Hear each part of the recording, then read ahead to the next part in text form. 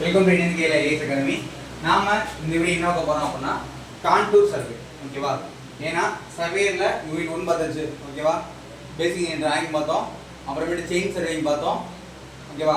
So அடுத்த போக என்ன அப்படின்னா கான்டூர் சர்வேயிங். ஓகேவா? ஏன்னா கான்டூர் சர்வேயிங் டாபிக் உள்ள இருக்கு, லெவலிங் அண்ட் கான்டூர்னு சொல்லி சர்வேயிங்ல இருக்கு. சரி, பார்க்கணும் என்ன அப்படின்னா இன்ட்ரோடக்ஷன் டு கான்டூரிங். கான்டூரிங்னா ஃபர்ஸ்ட் என்ன சார்? டாபிக் சொன்னா கான்டூரிங்னா என்ன? கான்டூர் நம்ம பண்ணியிருப்போம், கான்டூரிங் பண்ணியிருப்போம், காலேஜையும் பண்ணியிருப்போம். கான்டூர்னா என்ன பண்ணுவோம் அப்படின்னா நாமளும் ஓப்பன் சொல்லுவோம். நாம என்ன பண்ணுவோம் அப்படின்னா ஒரு இடத்த என்ன பண்ணுவோம், ஸ்கொயராவோ சர்க்கிளாக என்ன பண்ணுவோம், பிரிப்போம். என்ன பண்ணுவோம் அப்படின்னா ஈக்குவல் சிஸ்டம் பிரித்து வச்சுருவோம். ஓகே, ஒவ்வொரு 3 மீட்டரு ஒவ்வொரு 5 மீட்டர் பிரித்து என்ன பண்ணுவோம் அப்படின்னா அந்த லெவலிங் ஸ்டாப் வச்சு நம்ம ரீடிங் எழுதுவோம். ஓகேவா? ரீடிங் எழுதி நம்ம மார்க் பண்ணி வைக்கிறப்ப எந்த பாயிண்ட்லாம் ஒன்றா வருதோ, ஓகேவா? இப்போ 100 பாயிண்ட்லாம் இதெல்லாம் இருக்கோ அதெல்லாம் ஜாயின் பண்ணுவோம்.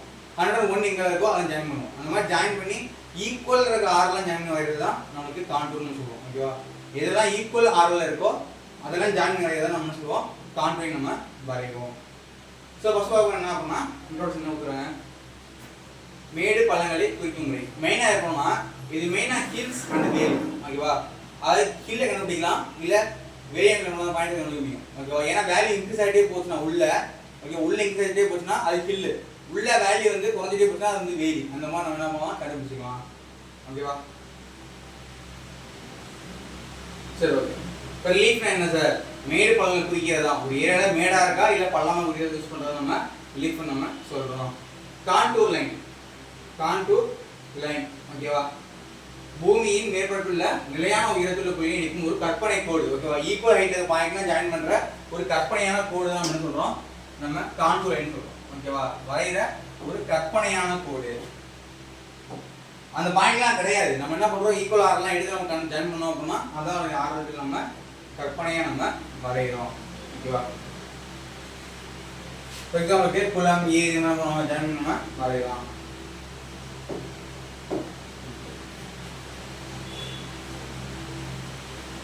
கான்டூருடைய இன்டர்வல். ஓகேவா? கான்டூர் இன்டர்வல் நான் எக்ஸாம்பிள் கேட்டிருந்தேன். இரண்டு அடுத்தடுத்த கான்டூர் இடையே உள்ள செங்குத்து உயரம் தான் கான்டூர் இன்டர்வல். கான்டூர் இன்டர்வல்னா இப்போ எக்ஸாம்பிளுக்கு இப்போ ஒரு கோடு வந்து 100 இருக்கு, ஒரு கோடு என்ன இருக்கு 100 இருக்கு, இன்னொரு கோடு 101 இருக்கு, இன்னொரு கோடு 101 மீட்டர் இருக்கு. ரெண்டுக்கு டிஃபரன்ஸ் வருது 1, டிஃபரன்ஸ் வருது 1. இப்போ 1ங்கிறது ஹைட்ல இருக்க டிஃபரன்ஸ். ஓகேவா? அது இதோட ஹைட் வந்து 100, இதோட ஹைட் வந்து 101. ஓகேவா? ஸோ இந்த ஹைட் உடைய டிஃபரன்ஸ் தான் அது. வெர்டிக்கல் ஹைட் உடைய டிஃபரன்ஸ் தான் இந்த வேல்யூ. ஹரிசாண்டல் கிடையாது, தரையில ஈக்குவலா இது 100 முக்கியம் கிடையாது. வெர்டிக்கலா இது ஹைட் 100 இருக்கும், இது 101 இருக்கும். இந்த இடைப்பட்ட கேப் தான் நம்ம சொல்றோம் கான்டூர் இன்டர்வல். ஓகேவா? இரண்டு அடுத்தடுத்த கான்டூர் செங்குத்து உயரம், செங்குத்து உயரம், இதுதான் செங்குத்து உயரம். ஓகேவா? அதான் நம்ம சொல்றோம் கான்டூர் இன்டர்வல் நம்ம சொல்றோம். புரியுதா? நெக்ஸ்ட் எக்ஸாம் கேட்குது horizontal equivalent and horizontal equivalent அப்படின்னா இப்போ கான்டூர் இன்டர்வல்னா இப்படி இருக்குது, வெர்டிகலா இருந்தால் கான்டூர் இன்டர்வல். ஹரிசாண்டல் ஈக்குவல்னா இரண்டு அடுத்தடுத்த கான்டூர் இடையே உள்ள குறைந்தபட்ச கிடைமட்ட தூரம், ஹரிசாண்டல் டிஸ்டன்ஸ் இருக்குல்ல, அதான் நம்ம ஹரிசாண்டல் ஈக்குவலன்ட். ஓகேவா? ஸோ வெர்டிகல் டிஸ்டன்ஸ் இந்த கேப்பை கான்டூர் இன்டர்வல் கொஸ்டின் கேட்பாங்க. ஓகேவா? ஸோ வெர்டிகலா இருக்கிற அந்த கேப்பை நம்ம சொல்றோம் கான்டூர் இன்டர்வல்னு சொல்றோம். இதே ஹரிசாண்டலா இருக்கிற கேப். ஓகேவா? இந்த கோட்டுக்கும் இந்த கோட்டுக்கும் ஹரிசாண்டலா இருக்குல்ல, இதுன்னு சொல்றோம் நம்ம ஹரிசாண்டல் ஈக்குவலன்ட். ஸோ வெர்டிகல்னா இப்படி, ஓகேவா? ஹரிசாண்டல்னா இப்படி. புரியுதா? ஸோ வெர்டிகல் இருக்கிற கேப் என்ன சொல்றோம், கான்டூர் இன்டர்வல் அப்படின்னு நம்ம சொல்றோம். ஹரிசாண்டல் இருக்கிற கேப் சொல்றோம் ஹரிசாண்டல் ஈக்குவலன்ட் நம்ம சொல்றோம். ஓகேவா? இது என்ன வித்தியாசமா இருக்கு எங்க அப்படின்னா சரியை பொறுத்து மாறும். பொதுவாக சமதள குன்றுகளில் கூடிய குன்றா இருந்துச்சு அப்படின்னா ஹில்ஸா இருக்கப்ப வேல்யூ கம்மியாகிட்டே போகுங்க.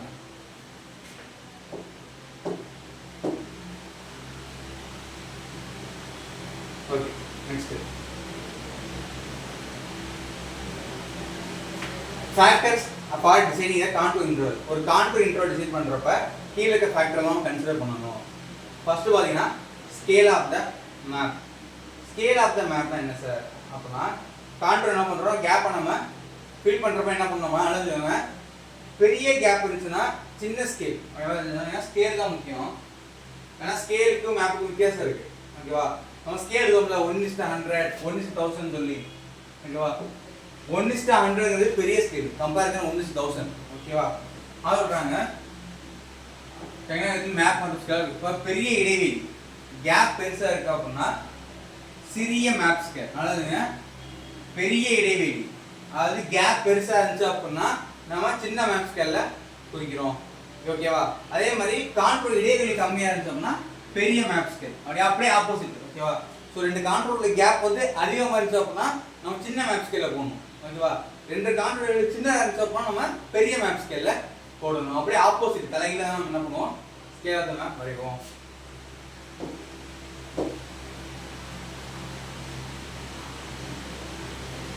ஓகே, அடுத்து purpose of map and external survey ஓகேவா. சின்ன ஏரியா சர்வே பண்றோம் அப்படின்னா கான்ட்ரோல் கேப் சின்ன வச்சிருப்பாங்க. பெரிய ஏரியா சர்வே பண்றோம் அப்படின்னா உங்களுக்கு கான்ட்ரோல் கேப் பெருசா இருக்கும். எங்க அப்படின்னா ரயில்வே ரோடு அங்கெல்லாம் முக்கியமாக என்ன பண்றோம், கான்ட்ரோல் இடைவெளி சின்னதா இருக்கும் ஓகேவா. ஏன்னா பெருசு புரியுதா, ரயில்வே எல்லாம் ரோடுலாம் பெருசு, அப்ப கான்ட்ரோல் கேப் சின்னதா இருக்கும். சின்ன ஒர்க் பண்றப்ப கேப் நம்ம பெருசா காட்டுவோம் ஓகேவா. அடுத்து நேச்சர் ஆஃப் த கிரவுண்ட், அதாவது கிரவுண்டை சொல்றது நிலப்பரப்பு எப்படி இருக்குன்னு சொல்லி நம்ம கான்டூர்ல காட்டுறது. இப்ப அந்த நிலப்பரப்பு சமமா இருந்துச்சு சொல்லுங்க, அந்த இடம் சமமா இருந்துச்சு அப்படின்னா கான்டூர் கேப் கம்மியா இருக்கும் ஓகேவா.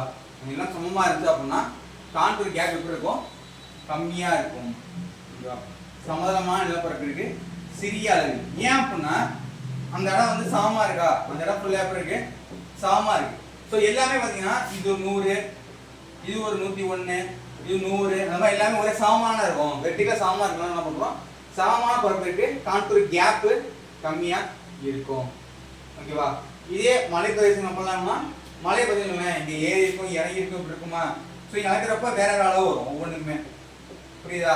ஸோ அதனால சேஞ்ச் ஆகும். இதே சமதளமா இருந்துச்சு அப்படின்னா உங்களுக்கு கான்டூர் வந்து சேஞ்ச் ஆகாது. ஸோ சமதளமான பரப்புல கான்டூர் வேல்யூ கம்மியா இருக்கும் ஓகேவா. மலை பிரதேசங்கள்ல கான்டூர் வேல்யூ என்ன ஆகும், உங்களுக்கு கேப் அதிகமா இருக்கும்.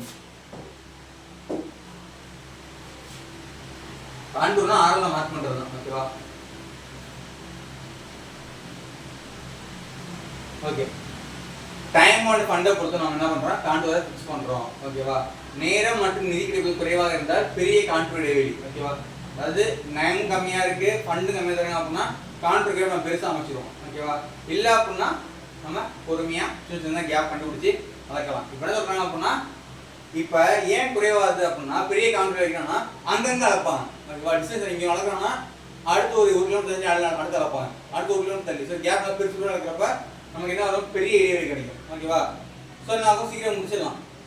இப்போ டைம் நிறைய இருக்கு, காசு நிறையா, பொறுமையா என்ன பண்ணலாம், ஸ்டெப் பை ஸ்டெப்பா என்ன பண்ணலாம், நம்ம பொறுமையா ஆனோம் அப்படின்னா நம்ம அளக்க முடியும் ஓகேவா.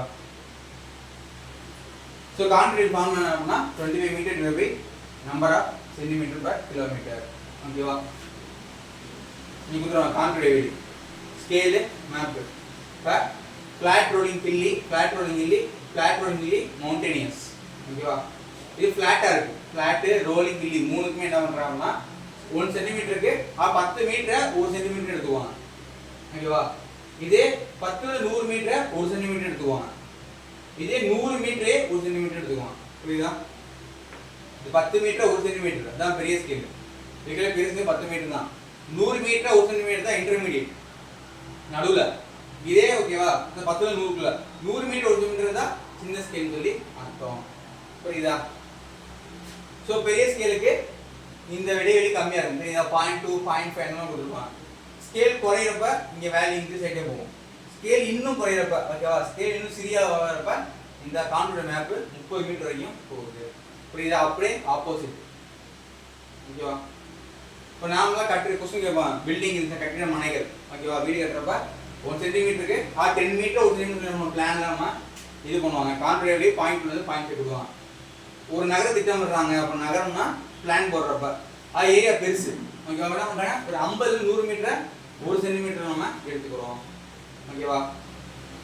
டோபர் போடுறோம்னா 100 மீட்டரை 1 சென்டிமீட்டர் நம்ம எடுத்துக்கிறோம். 100 மீட்டர் பெரிய ஏரியா, 1 சென்டிமீட்டர் நம்ம எடுத்துக்கிறோம் ஓகேவா. ஸோ வீடு சின்ன ஏரியா தான், 10 மீட்டர் 1 சென்டிமீட்டர் தான் போதும். டோபோகிராஃபிலாம் பண்ணுறோம்னா பெரிய ஏரியா பண்ணுறப்ப 100 மீட்டர் நம்ம 1 சென்டிமீட்டர் சொல்லி நம்ம எடுத்துக்கிறோம் ஓகேவா. இதான் வந்து மெயினாக கான்ட்ரோல் நம்ம தெரிஞ்சுக்க வேண்டியது. சரி ஓகே. அடுத்து கேரக்டரிஸ்டிக்ஸ் ஆஃப் காண்டூர். காண்டூர்னா ஒன்றும் கிடையாது, அனைத்து புள்ளிகளும் ஒரே உயரத்தில் சேம் எலிவேஷன் கான்ஃபிகர் பண்ணுறது தான் நம்ம காண்டூர். ஓகேவா?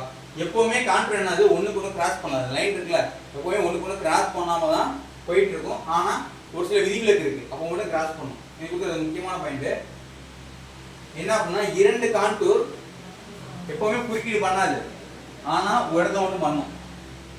ஓகேவா? இரண்டு காண்டூர் வெவ்வேறு உயரத்தில் ஒன்றைக்கு ஒன்று குறுக்கீடு இல்லாமல் செல்லும், இதுதான் கரெக்டு. ஆனால் ஒரு இடத்த மட்டும் என்ன ஆகும்னா ஓவர் ஹேங்கிங் கிளீஃப். ஓகேவா? ஓவர் ஹேங்கிங் கிளீஃப்னு எப்படி இருக்கும் அப்படின்னா ஆனால் எப்படி எக்ஸ்ட்ரா வந்துருக்கும். ஓகேவா? இப்படி அது எக்ஸ்ட்ரா வந்துருக்கும். அப்போ என்ன ஓவர் ஹேங்கிங் வர்றப்ப உங்களுக்கு மட்டும் அப்போ மட்டும் என்ன ஆகும், காண்டூர் உங்களுக்கு கிராஸ் ஆகும். அந்த டைம் என்ன ஆகுது, காண்டூர் உங்களுக்கு கிராஸே ஆகாது. ஓகேவா? ஒன்றுக்கு ஒன்று குறுக்கீடு இல்லாமல் தான் போயிட்டு இருக்கும் காண்டூர் பொறுத்த வரைக்கும். ஓகேவா? இந்த ஓவர் ஹேங்கிங் கிளீஃப்னா எக்ஸ்ட்ரா வருதுல, இதுதான் ஓவர் ஹேங்கிங் கிளீஃப். ஓகேவா? அதே மாதிரி வெட்டில் கிளீஃப் காண்டூர் வெட்டில் கிளீஃப் வெட்டில ஒரே மாதிரி இருக்கா, இது ஓவர் ஹேங்கிங், மேலே ஓவர் ஹேங்கிறதுனால ஒன்றுக்கு ஒன்று கிராஸ் ஆகி போகும். வெட்டில் கிளீஃப் ஒரே இடத்துல சமமாக இருந்தால் அங்கே என்ன ஆகும், ஒரே மாதிரி ஒன்றரை மேல் வரும். ஓகேவா? ஸோ இப்போ இருக்குது நார்மலாக யூனிஃபார்மாக இருக்குது, ஜென்ரலாக இருக்க யூனிஃபார்மான ஸ்லோப். ஓகேவா? என்ன சொல்கிறோம், நம்ம யூனிஃபார்ம் ஸ்லோப் நம்ம சொல்கிறோம். ஓகே,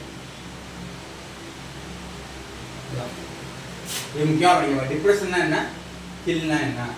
ஓகேவா? உள்ள போக வேல்யூ குறைஞ்சே போச்சுன்னா அது கீழே பள்ளமாக போயிட்டுன்னு இருக்கும். ஓகேவா? உள்ள போக வேல்யூ குறைந்து தொடர்ச்சியாக காண்டூர் குறைந்த மதிப்பை உட்புறத்தில் கொண்டிருந்தால், உள்ள போக போக போக வேல்யூ குறைஞ்சுன்னா அது டிப்ரெஷன் இல்லை பாண்டு, உள்ள போயிட்டு இருக்குன்னு இருக்கும். ஓகேவா? வெளியே பார்த்தீங்கன்னா 100 இருக்கும், உள்ள பார்த்தீங்கன்னா 90 ஆகும், உள்ள போனால் 80 போகும். உள்ள போக போக வேல்யூ குறைஞ்சா உள்ள வந்து ஆழத்துல போயிட்டு இருக்கு. ஓகே, ஒரு குளமோ பாண்டோ உள்ள போயிட்டு இருக்குன்னு அர்த்தம். அப்படிதான் அது. இதே வேல்யூ அதிகமாச்சு, இங்க பாருங்க 500, 550, 600, 650, 700, அதாவது வெளியே வந்து 500. ஓகேவா? உள்ள போறப்ப 600, அதுக்குள்ள போறப்ப 700 அப்படின்னா அதிகமாயிட்டே போச்சுன்னா அது பேர் வந்து ஹில். புரியுதா? ஏன்னா 500, 550, 600, 650. ஸோ உள்ள வேல்யூ இன்க்ரீஸ் ஆகிட்டே போச்சுன்னா அது பேர் வந்து ஹில்னு சொல்கிறோம்.